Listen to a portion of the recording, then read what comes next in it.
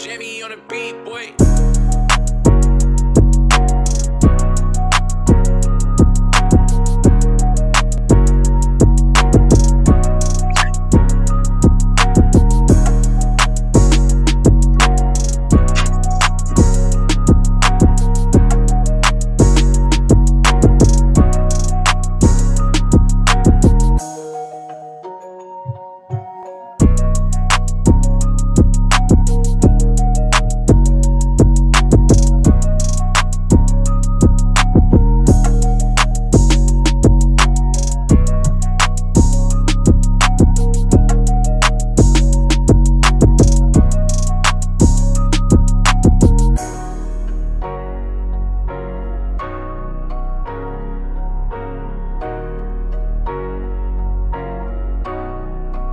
Jimmy on the beat, boy.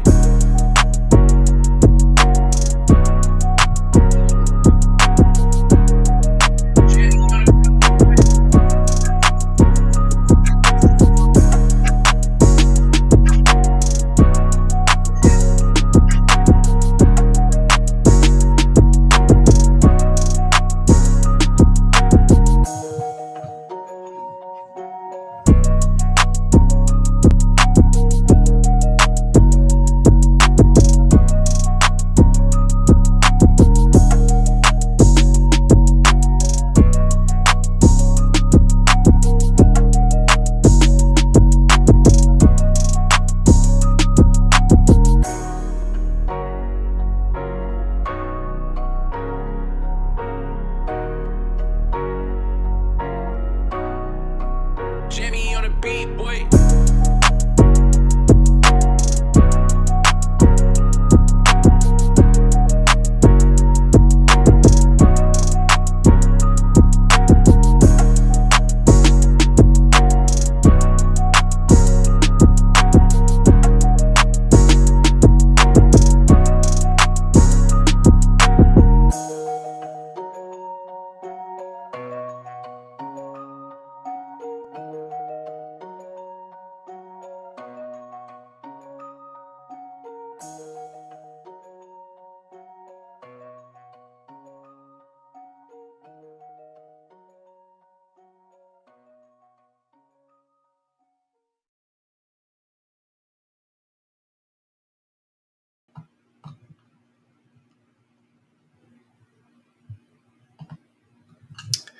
What's going on, everybody? Welcome to the GSN Sports Network podcast. I'm your host, John J. II.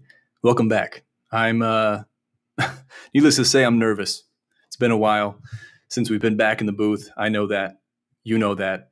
But we got to get back. We got to get back, and we're back in the business.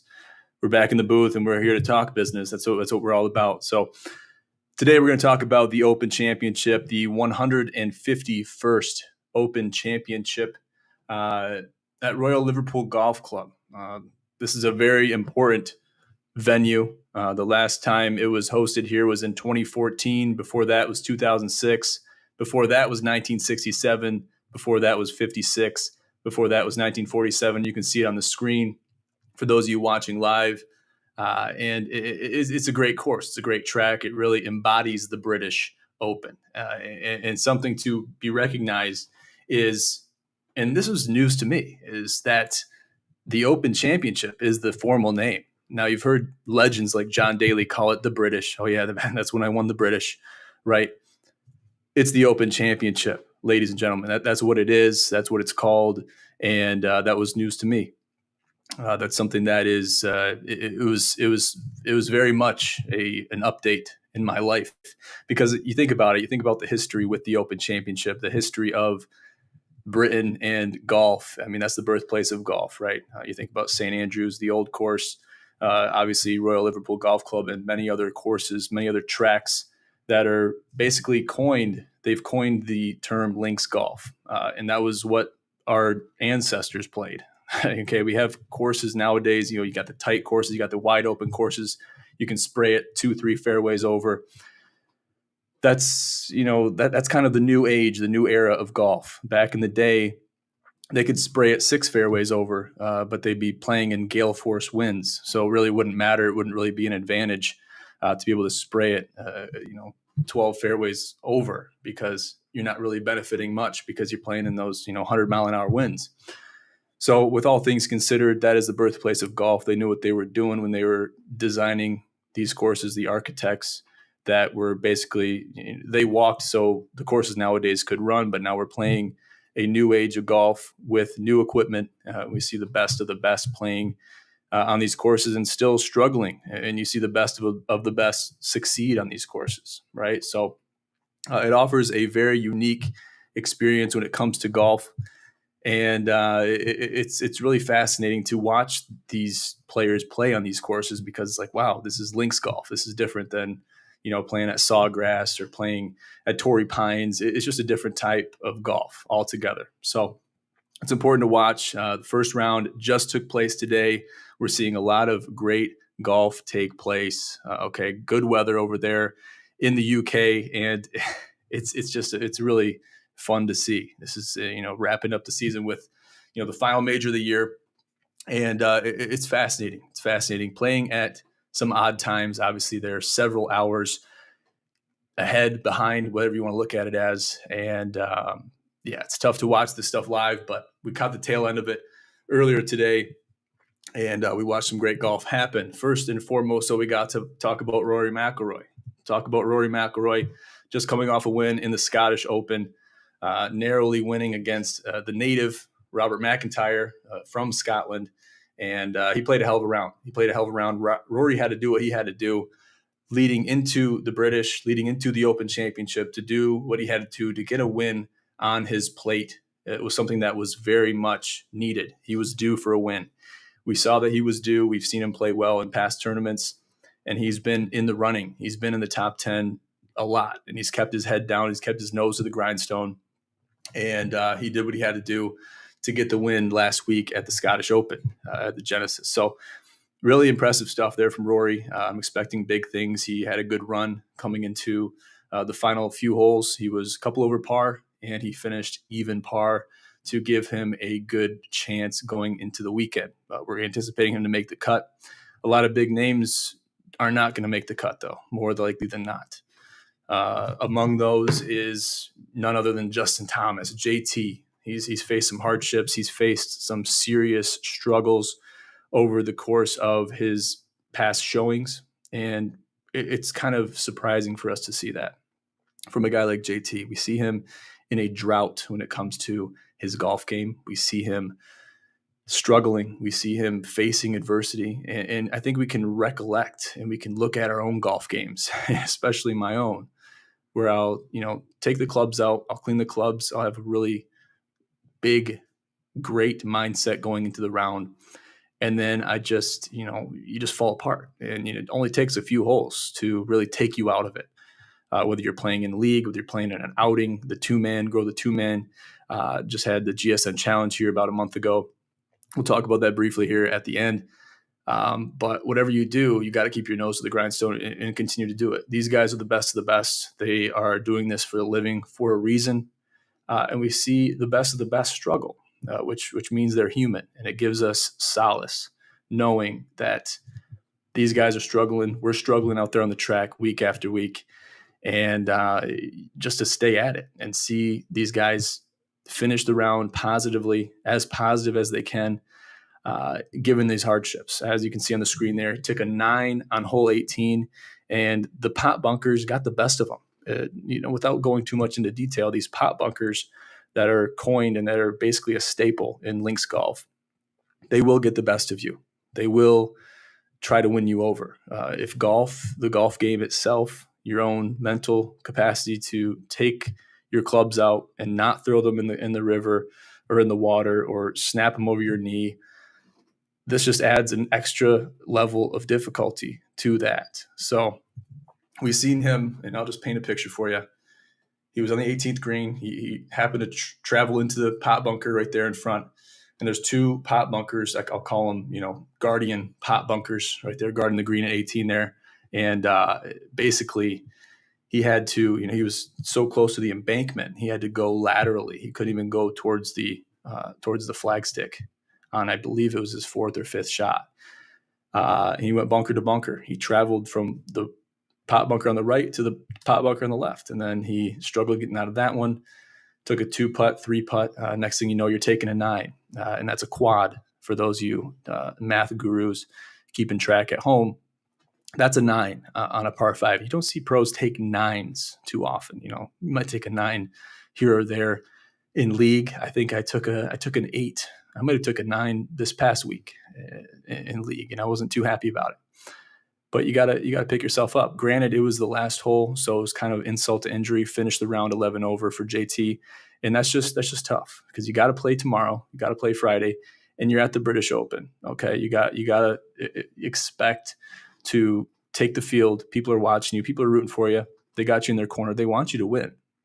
And another perfect example of facing adversity is Ricky Fowler, and he just won at the Rocket Mortgage here a few weeks back down in Detroit. So you see the light at the end of the tunnel. You see these guys face adversity, and it really brings things full circle when they do finally win and they get that redemption.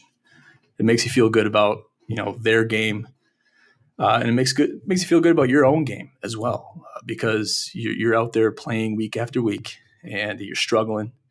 You might have a good week here or there, and then you go back to bad habits. It's so easy. I could write a whole novel on golf and how you really face that struggle and how you emerge from it. And until we make it to the PGA Tour, we're not going to really know how much that we overcame going forward into our golf game. But these guys truly see it. They live it week after week. They got fans watching them, hundreds, if not thousands of fans watching them live in person, but then millions around the world are watching them on camera. So you add to the pressure, you add to the experience, and it probably adds to the stress, I'd have to assume, by struggling on the golf course. It's just one of those things that everyone has to face and everyone has to overcome. And if you don't do that, then you're going to crumble under the pressure. Anticipating, hopefully, that you will emerge from that and get a win. Because once JT gets that win again, which he's sure to, he has multiple majors under his belt that he's already won. He could hang up the cleats tomorrow and say, you know what, I'm happy with my golf career. I'm happy with how far I've came in the world of golf. And it is what it is. Obviously, he's not going to do that. He's a very young man. He's going to end on a high note several years from now. And that's the beautiful thing about golf is you have plenty of years to play without, having to hang up the cleats early due to athleticism or growing old. You can play golf for several years, and we've seen that happen from multiple pros that are on the world tours today. Speaking about other world tours, Live Golf has to be brought up. When you talk about Live Golf, it is a sour subject, especially to me, especially to people like Sobo. And we'll talk about some of his picks too going forward into the show. But Live Golf, they have recently signed a merger with the PGA Tour, and there's people that are sour about that. Okay, I'm definitely one of those people, but not just me. There's pros that are on the PGA Tour that stayed loyal to the PGA Tour, to the history that the PGA Tour, holds close to them. And they were the first tour to really do it big. Obviously, you have other tours that are affiliated. We've talked about it before in previous shows, the DP World Tour, the Korn Ferry Tour, the Web.com Tour, the European Tour, the Chinese Tour. There's a lot of tours out there that are in affiliation with the PGA Tour as their umbrella tour, if you will. Okay, these tours, these sub-tours to the PGA Tour, they report to the PGA Tour because that's just how it's designed. Then you see the Live Golf Tour come along. You see Greg Norman basically try to start his own thing, and he winds up sniping PGA Tour athletes from their home tour to something that is a little more cutting edge, a little bit more skin in the game. When you talk about wins, it's team format, a little bit different than the PGA Tour. It's not the two-man. Don't get it twisted with the two-man, but it's a little bit different than that. So there's controversy, regardless how you look at it. And because there's controversy, we're going to be all over it. So this merger, there hasn't been a whole lot of news about it just because we're trying to get through the season. There's still PGA events taking place. And as we all know, majors are non-sanctioned to the PGA Tour. They're pretty much open. They're basically open to everybody, at Live Golf included. So just to mention a few of those athletes, DJ was out there, Phil was out there. And I think something that really rubs me the wrong way is these guys, they're boasting. They're like, oh, PGA Tour and the Live Golf Tour is all one now. They're all one the same. They're all under the same umbrella. And there's controversy there as well. There's controversy there. And no matter how you look at it, there's going to be controversy going into the future between these athletes that are, because basically they're looked at like, hey, you jumped ship. We don't really want you back. Okay, we don't want you guys back. And they have to take it because the higher ups signed off on it. And is it for the greater good? That's yet to be determined. The jury is still out on that. But that is the new reality that we have to face, that we have to live with. So without really going too much in depth with that, I'm sure Sobo has some words on that he'll be sharing here shortly with us in a future show regarding the majors that have taken place and the future tournaments that will be somewhat co-events with the PGA and the Live Golf Tour. Now the question still remains: does the PGA Tour retain its name? Do they absorb the Live Golf Tour and say, all right, well, we're all one now. We might work together with the Live on some events. We might do what we have to do to play ball with the Live Golf Tour. But my hope is that they retain the name PGA Tour. They have to retain the name because it has too much history, has too much background to let it go, to let it fizzle out, or to even change the name in a compromise with the Live Golf Tour. It just wouldn't be right, in my opinion. It's been around for too long to have somewhat of a compromise reach that point because, let's face it, we're not there yet. And the Live Golf Tour has not been established long enough yet. We're talking less than 5 years. So no matter how you look at it, they don't have the history. They don't have the tradition. They don't have all these events that have basically formed the World Golf Tour that is the PGA Tour. They don't have that history. So the PGA Tour must remain the grand tour of them all, the granddaddy of them all. And let's hope that's the case going into the future. Let's talk about Sobo's picks. So me and Sobo had a little bit of back and forth this week. Me and him connect every week of every major. We talk about Sobo's picks. Okay. Sobo has picks. He has a lot of research that takes place. He's in a lot of golf pools, and he's been gracious enough to share his picks with us. He shared me with these picks earlier in the week. This past Tuesday, he shared me with these picks. Fleetwood, Fowler, obviously Fowler coming off a win. Fleetwood looking dapper at Wimbledon, and he played well in the Scottish as well. Then he's got Cam Smith, the reigning champ, and Jon Rahm. Jon Rahm struggled today. He struggled. He didn't have his best round, finished over par, and he faced some hardships. Dark horse picks, DJ and Sam Burns. So let's just look at those. The first name that was listed, and this is verbatim. This is verbatim from Sobo himself. Fleetwood. He's sitting there 5 under, and he's basically right there with the best of them. He's right there with the best of them. And if we're looking at looking at the scoreboard of the Open, we'll just look at it real quick. Fleetwood is in first place, basically right behind Christo Lamprecht, the amateur from South Africa, he's played phenomenal golf. And he's 22 years old, born in 2001. You believe that? 2001, this guy's an amateur, still hasn't earned his card, and he's sitting there at the top of the leaderboard after round 1. And this is just fascinating stuff. This is fascinating stuff from a amateur of all people. And then you have the Argentinian Emiliano Grillo at also at 5 under. So you got Fleetwood, Grillo, and Lamprecht sitting there at 5 under after round 1. And this is fascinating to see. Now, as we have seen in years past, in events past, it's tough to see an amateur really hold that longevity going into round 2, going into the weekend. Granted, they make the cut and don't crumble under the pressure. But, this is a great start from an amateur, from a 22-year-old that really hasn't had a lot of experience in the world stage.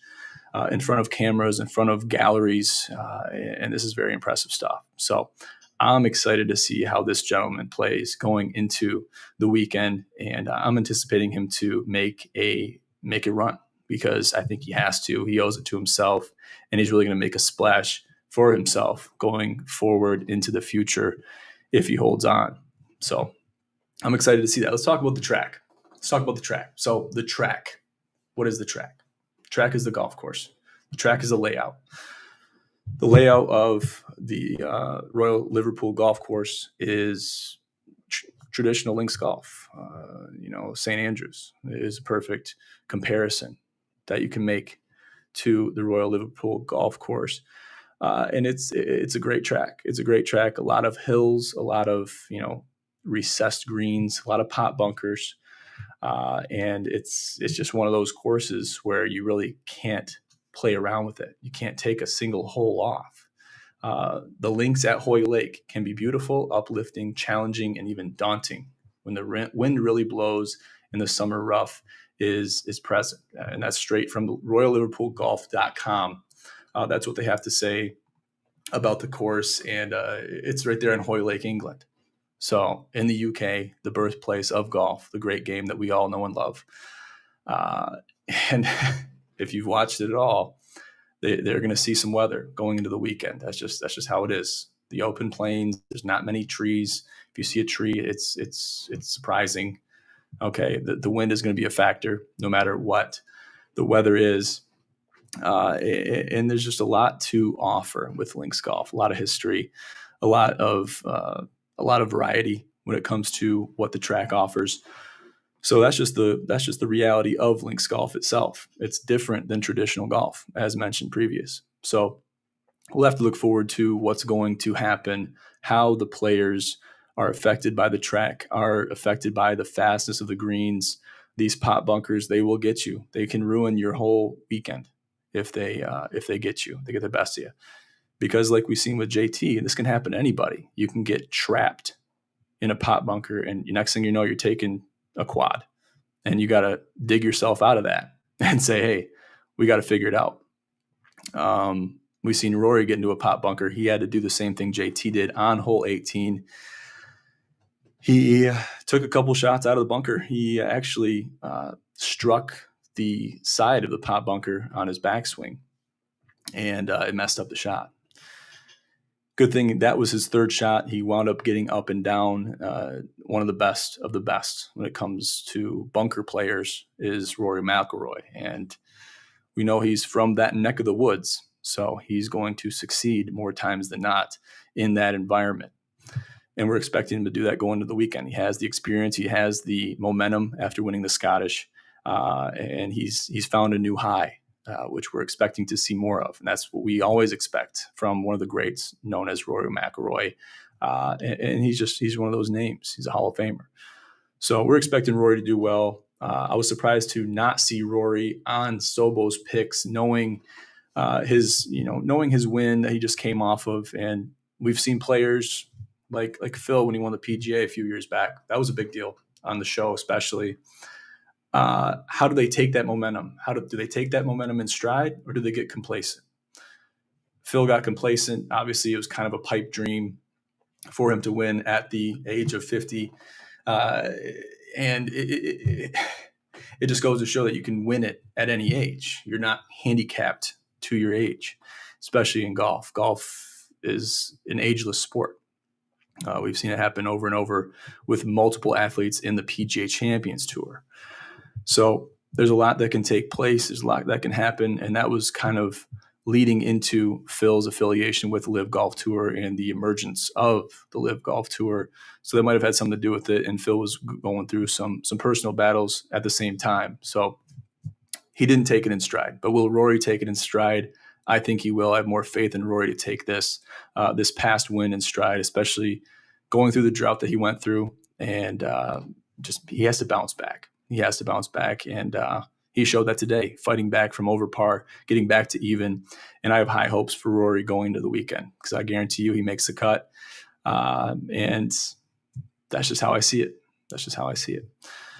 So let's talk about the GSN Challenge. Just happened in June, this past June, the 17th of June at Briar Ridge Golf Course in Montrose, Michigan. Beautiful track. Has a little mix of the links golf, of the traditional golf. You got some tight holes, you got some wide open holes where you can spray it.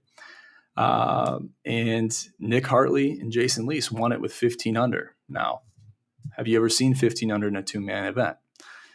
I can just speak on history. And I believe 11 under, it might have been 12 or 13 under, actually, that won the Bropen last year. But this has reached a new upper echelon of the achievable scores in a two-man event for 18 holes. Two players have to be dialed in. They have to be clicking. They have to be firing on all cylinders. And you have to play perfect golf. 15 under. Okay, you got a couple eagles in there, maybe, less than 5 pars. You can probably count the amount of pars they had on one hand. But as we've seen in years past, and just by my own experience in a two-man event, bogeys are lethal. They will kill you. Similar to a Stableford format. If you get a bogey, it is detrimental to your score, to your overall points total in a Stableford format, similar to a two-man stroke play event. So there's a lot to look forward to. The Bropen is coming up here in August, and we're working with the Bropen guys to get an event going with the Gin and the Bropen guys. It's a Ryder Cup event that is in the works, so stay tuned for that. We're very excited to bring that to you guys as a collaboration event of ours. And I've been working with Kohler quite a bit and Faber to work that out and make that happen. So we're looking forward to that. A lot of that is in the works, and we'll keep you guys updated as that develops. Good deal, good deal. We'll let you guys go. I want to make sure you guys are staying in the loop with us. Go to our website. It's right there at the top of the screen, ginsportsnetwork.com. Be on the lookout for all new articles, posts, updates, etc. And check out our social media as well. That can be found in our link tree that is at the bottom of this podcast. So make sure to stay in the loop with everything that we got going on over here at Gin. And we're very excited to bring you guys everything that we got. So until next time, I'm John J. II here with the Gin Sports Network. This has been the GSN Pod. We'll see you guys next time.